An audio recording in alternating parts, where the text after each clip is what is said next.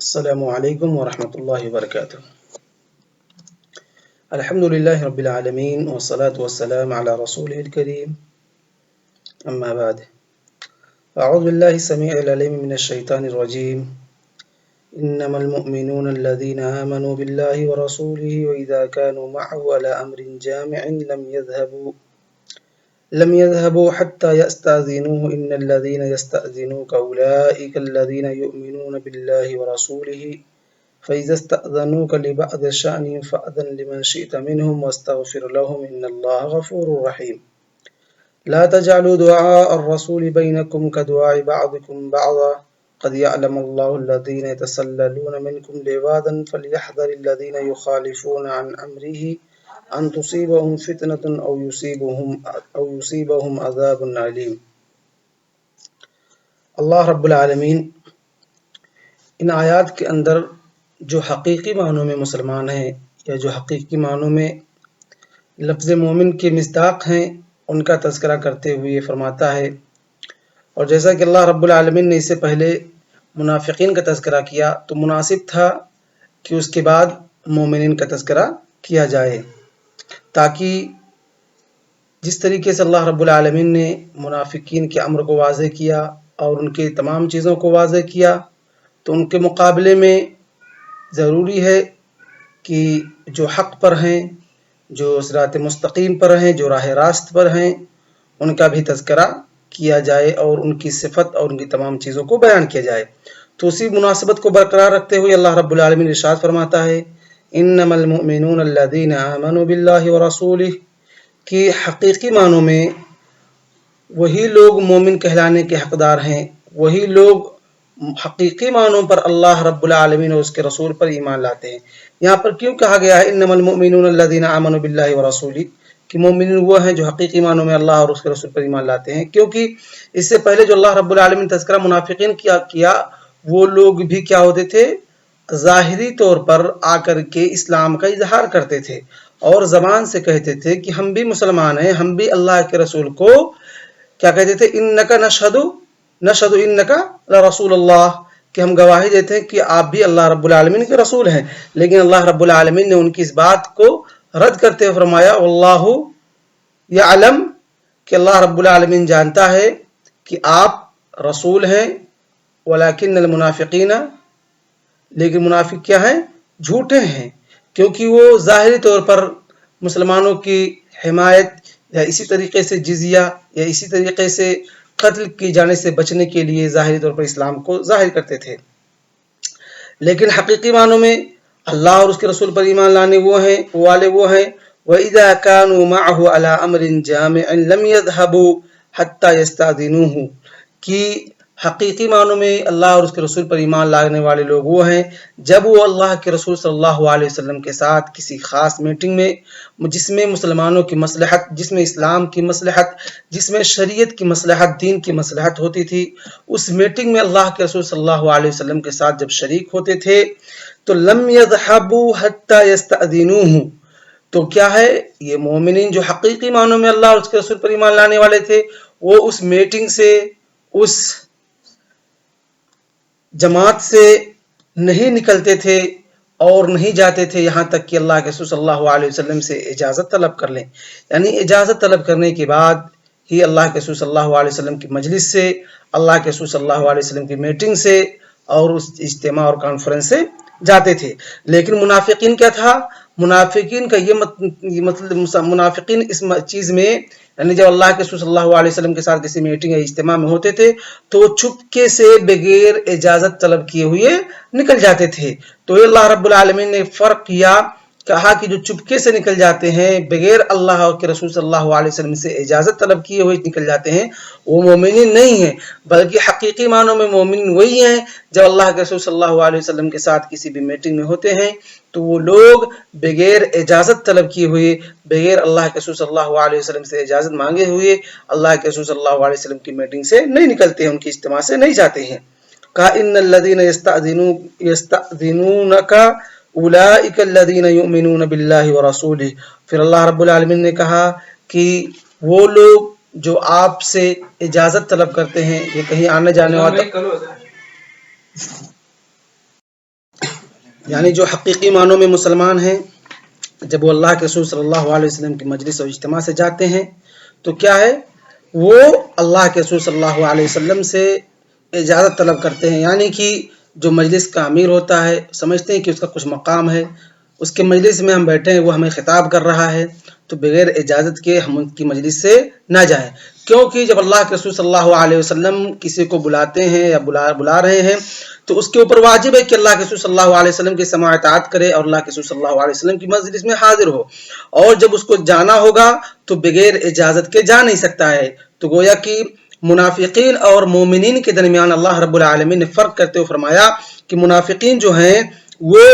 اللہ کے رسول صلی اللہ علیہ وسلم کی مجلس سے چپکے سے بغیر اجازت کے نکل جاتے تھے، لیکن جو مومنین ہیں وہ بغیر اجازت کے اللہ کے رسول صلی اللہ علیہ وسلم کی مجلس سے نہیں نکلتے تھے، بلکہ نکلنے سے پہلے اجازت طلب کرتے تھے۔ پھر اللہ رب العالمین فرماتا ہے فَإِذَا اسْتَأْذَنُوكَ لِبَعْضِ شَأْنِهِمْ فَأْذَنْ لِمَنْ شِئْتَ مِنْهُمْ وَاسْتَغْفِرْ لَهُمْ۔ اے محمد، پھر اللہ رب العالمین اپنے نبی محمد عربی صلی اللہ علیہ وسلم کو اخلاق حمیدہ سکھلاتے ہوئے فرماتا ہے کہ اے محمد، جب تم سے مومنون میں سے کوئی اجازت طلب کرے اور وہ کسی عذر کے بنا پر، کسی حاجت کے بنا پر، کسی کام کے بنا پر اس کو کوئی ضروری کام پیش آ گیا ہے جس کی بنا پر وہ آپ کو عزت و مقام و احترام سب کچھ دے رہا ہے، وہ سمجھ رہا ہے کہ ہم مجلس سے بغیر اللہ کے رسول صلی اللہ علیہ وسلم کی اجازت کے نہیں جا سکتے ہیں، تو اے محمد جب وہ آپ سے اجازت طلب کرے تو آپ بھی اس کے بات پر لبیک کریں، اس کو آپ اجازت دے دیں، اس کو مجبور نہ کریں کہ وہ مجلس میں بیٹھا ہی رہے، کیونکہ انسان کے بہت سارے ضروریات ہیں، بہت سارے حاجات ہیں، اگر وہ کسی عذر کے بنا پر، کسی کام کے بنا پر مجلس سے باہر جانا چاہتا ہے، آپ کے اجتماع سے باہر جانا چاہتا ہے، تو اے محمد آپ اس کو اجازت دے دیں۔ وَاسْتَغْفِرْ لَهُمْ، اور اللہ رب العالمین کی مغفرت انہارے لیے طلب کریں۔ اس کے بعد اللہ رب العالمین فرماتا ہے ان اللہ غفور رحیم، اور اللہ رب العالمین کیا ہے، اے محمد جب آپ ان کے لیے مغفرت طلب کریں گے، جب ان کے لیے آپ دعائے مغفرت کریں گے تو اللہ رب العالمین کیا ہے، غفور رحیم، اللہ رب العالمین معاف کرنے والا ہے، اور اس طریقے سے اللہ رب العالمین رحیم ہے۔ اس کے بعد اللہ رب العالمین فرماتا ہے لا تجعلوا دعاء الرسول بینکم کدعاء بعضکم بعضا، یعنی اے لوگو، اللہ کے رسول صلی اللہ علیہ وسلم کی پکار، اللہ کے رسول صلی اللہ علیہ وسلم کی ندا کو اس طریقے سے نہ بناؤ، یعنی ان کو اس طریقے سے نہ پکارو جس طریقے سے تم ایک دوسرے کو پکارتے ہو، یعنی جس طریقے سے صحابہ کرام ایک دوسرے کو نام لے کر کے اور بغیر کسی احترام اور ادب کے اسے بلا لیتے تھے، تو اللہ رب العالمین نے فرمایا کہ لوگوں، نبی کا مقام تمہارے درمیان بہت اونچا مقام ہے، اس مقام کو، اس فضیلت کو، اس ابتری کو برقرار رکھتے ہوئے، اپنے دلوں کے اندر نبی کا احترام، ان کا مقام برقرار رکھتے ہوئے ان کو اپنے بلانے کی طرح جس طریقے سے تم ایک دوسرے کو بلاتے ہو اس طریقے سے نہ بلاؤ، یعنی نام لے کر کے، یعنی یا محمد، یا محمد بن عبداللہ، اس طریقے سے آپ مت بلائیے محمد صلی اللہ علیہ وسلم کو، بلکہ جب آپ ان کو بلائیں تو کیا کریں، ان کے لیے آپ شرف والے الفاظ، یعنی یا رسول اللہ اور یا نبی اللہ، جب اللہ کے رسول صلی اللہ علیہ وسلم، یعنی یہ کرنا ہے جب اللہ کے رسول صلی اللہ علیہ وسلم باحیات تھے، قید حیات میں تھے، یعنی وفات کے بعد آپ محمد رسول اللہ صلی اللہ علیہ وسلم کہیں گے، کیونکہ اللہ کے رسول صلی اللہ علیہ وسلم وفات پا چکے ہیں، اور یا رسول اللہ جو ندا کے الفاظ ہوتے ہیں، یا اس طریقے سے یا نبی اللہ، یہ باحیات لوگوں کے جو آپ کے سامنے موجود ہیں ان کے لیے ہوتے ہیں، تو اس وقت اللہ کے رسول صلی اللہ علیہ وسلم زندہ تھے، تو اس لیے اللہ رب العالمین نے صحابہ کرام کو حکم دیا کہ صحابہ کرام تم اللہ کے رسول صلی اللہ علیہ وسلم کو اس طریقے سے بلاؤ، لیکن اب جب اللہ کے رسول صلی اللہ علیہ وسلم وفات پا گئے ہیں تو ان کو ہم محمد رسول اللہ اور نبی محمد صلی اللہ علیہ وسلم کا نام لے اس طریقے سے کہہ کر کے بلا سکتے ہیں، اور ہم کو بلانا چاہیے، یعنی یا نبی اللہ یا رسول اللہ آپ نہیں کہیں گے۔ تو گویا کہ اللہ رب العالمین اس کے اندر مومنوں کو، صحابہ کرام کو اللہ رب العالمین ادب سکھلا رہا ہے کہ لوگوں کس طریقے سے آپ اللہ کے رسول صلی اللہ علیہ وسلم کو پکاریں گے، کس طریقے سے آپ اللہ کے رسول صلی اللہ علیہ وسلم سے مخاطب ہوں گے۔ قد یعلم اللہ الذین تسللون منکم لوادا، اور اللہ رب العالمین ان لوگوں کو بخوبی جانتا ہے اور بہتر جانتا ہے جو تم میں سے اللہ کے رسول صلی اللہ علیہ وسلم کی مجلس میں سے بغیر اجازت طلب کیے ہوئے چپکے سے، یتسللون منکم لوادا، یعنی چپکے سے بغیر اجازت کے اللہ کے رسول صلی اللہ علیہ وسلم سے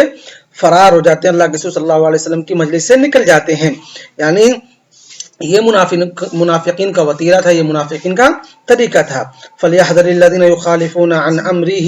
أَنْ تُصِيبَهُمْ فِتْنَةٌ أَوْ يُصِيبَهُمْ عَذَابٌ عَلِيمٌ۔ تو اللہ رب العالمین کہتا ہے ان لوگوں کو جو اللہ کے رسول صلی اللہ علیہ وسلم کے امر کی مخالفت کرتے ہیں، اللہ کے رسول صلی اللہ علیہ وسلم کی بات کی مخالفت کرتے ہیں، ان کی مجلس سے بغیر اجازت کے نکل جاتے ہیں، تو ایسے لوگوں کو چاہیے کہ وہ ڈرے، ایسے لوگوں کو چاہیے کہ وہ ڈرے۔ یخالفون عن امرہ، اس کے امر کی، ان کی بات کی مخالفت کرنے سے، یعنی اللہ کے رسول صلی اللہ علیہ وسلم کی مخالفت نہ کرے۔ جب اللہ کے رسول صلی اللہ علیہ وسلم نے ان کو بلایا ہے، مجلس میں حاضر ہونے کے لیے کہا ہے، اجتماع میں بیٹھنے کے لیے کہا ہے، تو اس میں بیٹھے رہیں بغیر اللہ کے رسول صلی اللہ علیہ وسلم کی اجازت کے وہاں سے خارج نہ ہو، وہاں سے نہ نکلیں۔ کیا ہے؟ ان تصیبہم فتنۃ او یصیبہم عذاب علیم، اگر وہ بغیر اللہ کے رسول صلی اللہ علیہ وسلم کی اجازت کے نکل جاتے ہیں، بغیر اللہ کے رسول صلی اللہ علیہ وسلم کی اجازت کے چلے جاتے ہیں، تو اس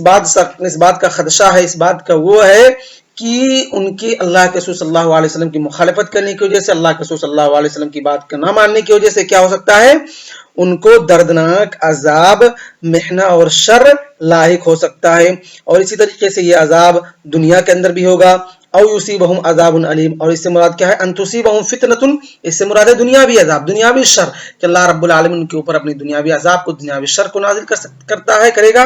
او یصیبہم عذاب علیم، اور اسی طریقے سے ان کو دردناک عذاب، اس سے مراد کیا ہے؟ آخرت کے جہنم کے عذاب مراد ہے، کہ ان کو جہنم کے آخرت کے اندر جو عذاب دیا جائے گا۔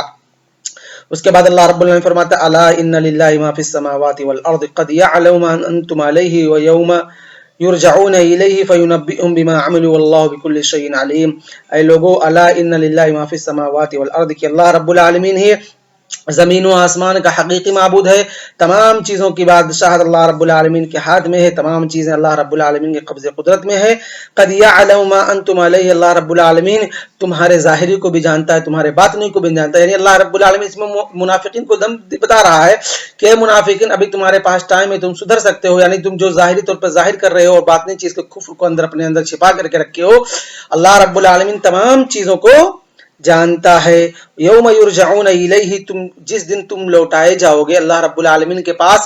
حساب و کتاب کے لیے اکٹھے کیے جاؤ گے اپنی وفات کے بعد، قیامت قائم ہونے کے بعد، فینبئهم بما عملوا، تو اللہ رب العالمین تمہارے ان تمام اعمال کا، جو کچھ تم دنیا کے اندر کر کے آئے ہو، یعنی اللہ کے رسول صلی اللہ علیہ وسلم کی مخالفت کرتے تھے، اسلام کو ظاہر کرتے تھے، کفر کو